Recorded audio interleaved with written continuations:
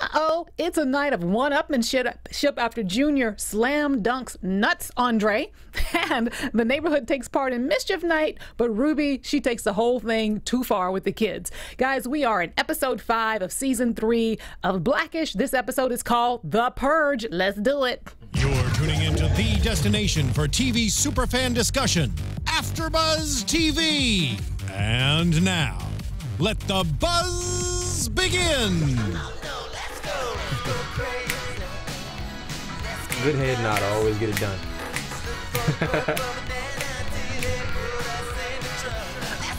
Oh, yeah. Oh, you like this? You feeling this? I'm feeling Prince. This is Prince. How can you not feel Right. Prince? Prince the GOAT. The late Prince, of course. And, of course, it's all crazy in the neighborhood on Blackish tonight with a lot of things going on. The Purge, the kids are so happy to get all that energy out. And then, of course, we got the whole one-upmanship between Dre and Junior. So guys, hey, welcome to this episode called The Purge. I'm Stacey, and you can follow me on Instagram and Twitter at the Stacey Newsome. That's S-T-A-C-E-Y Newsome. And my co-host over here, Renaissance Man DeAnJilo. I love calling him Renaissance We still Man. have not had that conversation. I know, we will. Where I get that explained on what that is. So where can we find you? You can find me on Twitter, Instagram, Snapchat, but on Twitter, follow me at DeAnJilo TV, DeAnJilo TV, and on Instagram at DeAnJilo. Just the name, real simple. Follow this man. This man's Renaissance Man. And guys, while you're watching, make sure that you hashtag AFTERBUZZ TV, Blackish, and don't forget to like and subscribe on any of the platforms that are available to you to follow us. That would be iTunes, Facebook, and of course the website AFTERBUZZTV.com. Yeah, so let's dive into it. Very lighthearted episode. Of course, it's a Halloween episode, Right. And not too heavy. It was, to me, it was a very traditional sitcom tonight. Yeah, it did feel like a sitcom today. Very much so. Which is cool because the last couple of weeks they've been doing a little bit more thicker topics, so it's really brought it back for us. Yes. So let's get down to it. This whole one-upmanship between Dre and Junior starts because Dre and Junior are playing one-on-one, I guess, basketball, and basically Junior just drops some nuts right on right on Dre's face. I mean, it's perfect. And then it goes viral. And he's embarrassed at the office, and then Dre's like, "Gotta get you back." I mean, hey, as a baller myself, nothing more disrespectful than getting dunked on. So you got nuts in the face, didn't you? No, You never got nuts in the face. Come on. And no one will never know because guess what? There was no video, and that's the thing that like made it extra worse. Is not only did it happen, but everyone saw it. Everyone saw it. Yeah. So his little ego was definitely bitten. Oh yeah, especially at the office where the guys could see it. Oh yeah, there's nothing worse. Like the action isn't bad. It's the talk afterwards that makes it bad. It's like that extra. I mean, trust me, guys, don't stop. It's that extra hour to 2 hours of reminding you, and then next week, and then the next day. You know, you gotta wait. Either something bigger has to happen for it to go away, or it just becomes a conversation forever. Oh, and it became bigger because Junior sent that box of nuts to the office, Which is freaking hilarious. To rub it in his face even more, so to speak. Yeah, I feel like immediately after that moment, his voice just got deeper. His balls dropped a little bit. Yes, he was feeling himself. So before we move on and talk about the fallout from that prank, what do you think about Dre's and Junior's dynamic between father and son? Well, it's cool. You don't get to see that African American man and his son. They're a quote unquote traditional household, which is cool.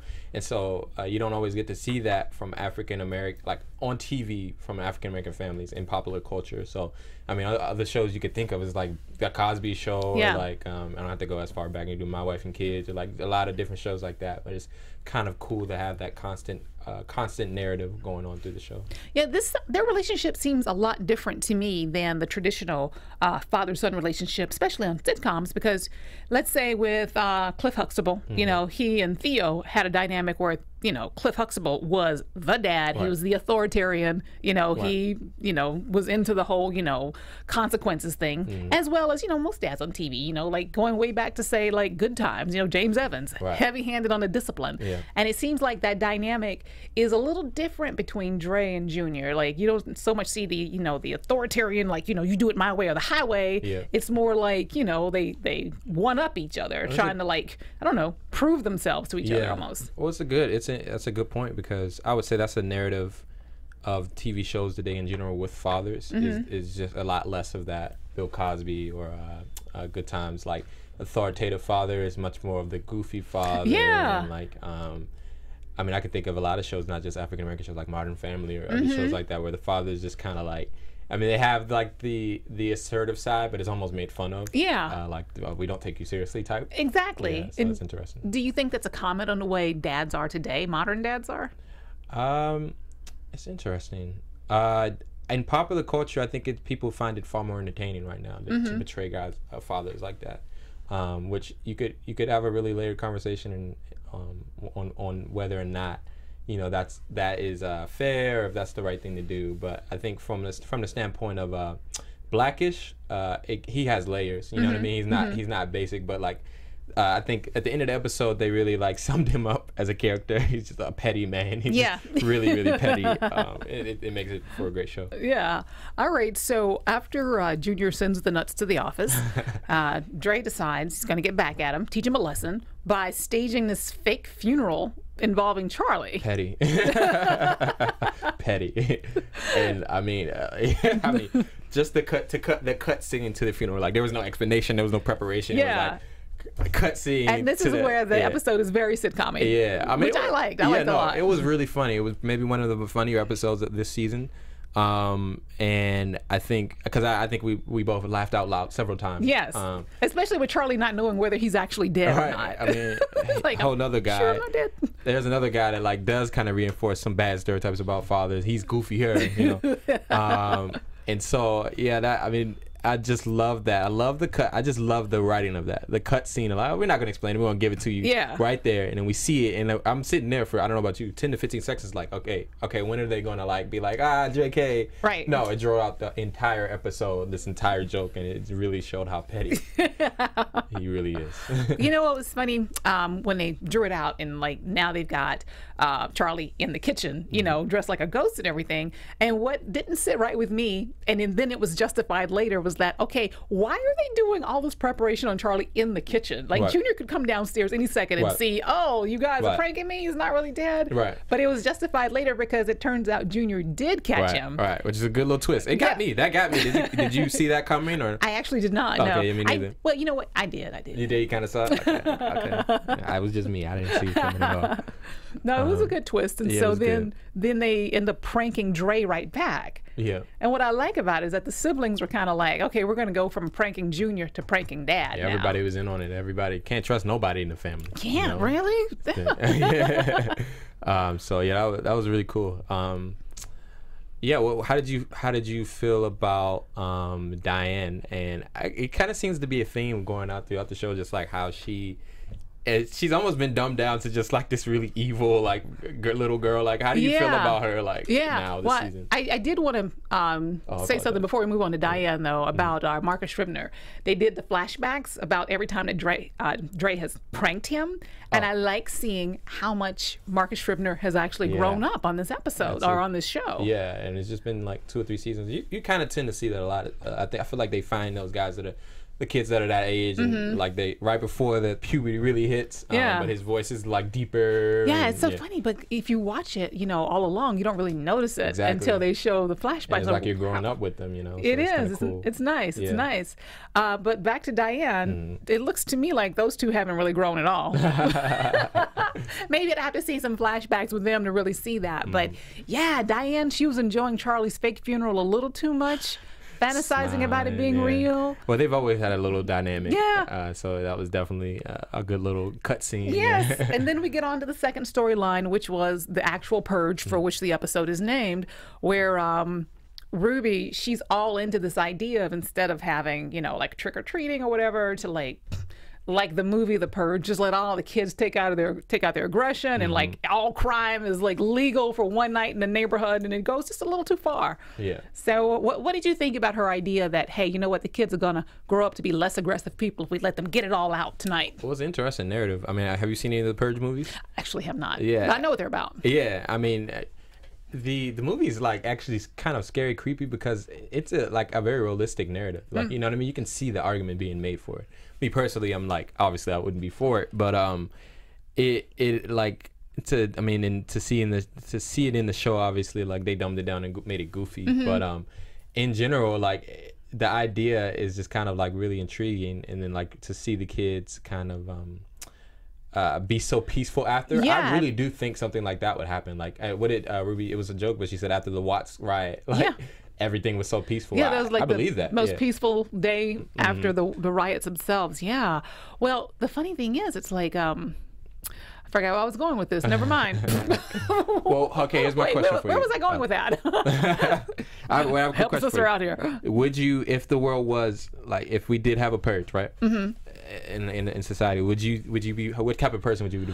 Participate? Okay. Hide? Leave the country? What'd you do? Okay, so now your question has prompted what I was about to say. Okay, so, see, I helped you out. Yes, thank you. I appreciate that. So I see parallels between the Purge and shows like, say, these apocalyptic shows like The Walking Dead, where society breaks down and you see humanity leaning towards more evil than being good. So you're like constantly trying to protect yourselves from other humans who have like gone rogue because it's okay to go rogue. Right. So when you get a situation like this where, oh my gosh, either I have to, be a bad person to fit in or I die. Right. I don't know. I can't even answer that question unless it actually happens. Those are one of those things you can't say what you'll do until you're in that situation. I would hope that I would be like, that my true character is to be a good person. Right. But you see on these shows, the good people, they always get it. They got you good and you gone. Yeah, exactly. I think I would. I think every year I would save up money to be out of the country. Like that would just be a thing because I don't want to stay and like protect myself because something bad could go wrong. Yeah, I got a wild mouth, so I might have pissed somebody off. They might want to kill me, so it might be time to go. You know, I couldn't see myself like just casually going up to somebody and offing them and feel good about it just because it's legal for one night. You know? Yeah, I can't see myself doing that either. Yeah, and Diane, she was enjoying that a little too much. Like that is right up her alley. Yeah, it was so creepy. The girl had a Molotov cocktail. She said, "I'm about to make somebody homeless." Oh my goodness. Well, even Rainbow had her moment too. That was pretty good. Yeah, you know what? I think they're forgetting she's pregnant. She got pelted with those paintballs. Those things hurt. They haven't visited. Well, we haven't. Well, was that the last episode where we had the episode where they were looking for the heartbeat and stuff? No, that was a few episodes back. Yeah, they haven't really been. It's a sitcom though. They'll probably. I know, but she'll be 9 months pregnant next episode. It hurts to get hit by paintballs. Have you ever been hit by a paintball? No, I want to go paintball. I haven't done it before. They hit her in the stomach and everywhere. I'm like, whoa, there's a baby in there. I'm like, don't hit Bo she wasn't in the worried belly. about. She was worried about her cashmere white I know, sweater. Right? I'm like, okay, they're forgetting Bo's a little pregnant here. Writing flaw. Oh my goodness. So we've gotten to the point where we like to do predictions on this show. So what are you predicting for the future of the characters here in this season? Your AfterBuzz TV predictions. That is my prediction. Before this season ends, Ruby will be far more pregnant than she has been these first 5 episodes. Oh, you mean Bo? Oh, Bo. Excuse me, I said Ruby. Yeah, Bo will be. I just think that's gonna happen. I think we'll see the kid. I don't think we'll see her have the kid until the end, like the last episode of the season. But I think they'll start doing a little bit more with that. And I need to say this just because I want it to happen. Where is Black Nanny? We need some episodes centered around her because I'm a fan. I bet they'll bring her back after the baby's born. Maybe that's what it is. Yeah. So I predict that Charlie's going to spend the rest of the season thinking he's dead. I'm joking. No, he's going to spend the whole season strapped to their ceiling.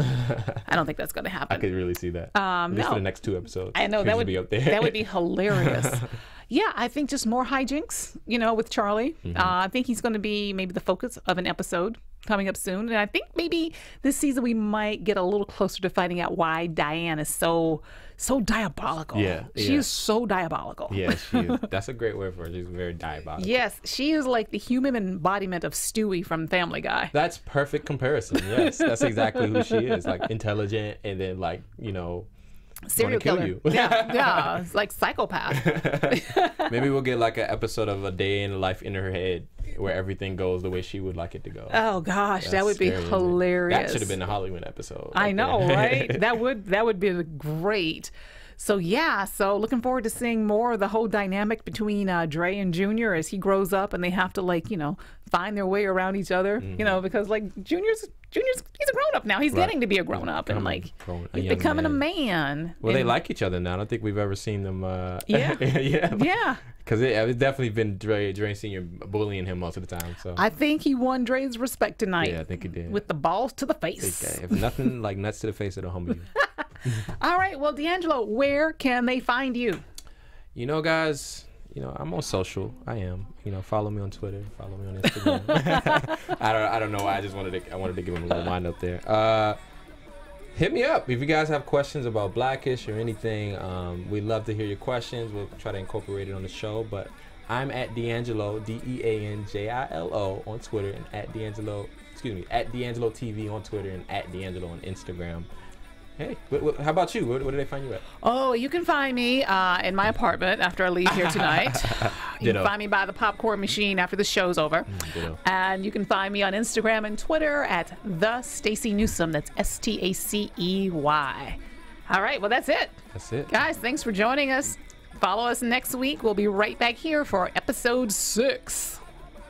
From executive producers Maria Menounos, Kevin Undergaro, Phil Svitek, and the entire AfterBuzz TV staff, we would like to thank you for listening to the AfterBuzz TV network. To watch or listen to other after shows and post comments or questions, be sure to visit AfterBuzzTV.com. I'm Sir Richard Wentworth, and this has been a presentation of AfterBuzz TV. Nuts in the face. The views expressed herein are those of the hosts only and do not necessarily reflect the views of AfterBuzz TV or its owners or principals.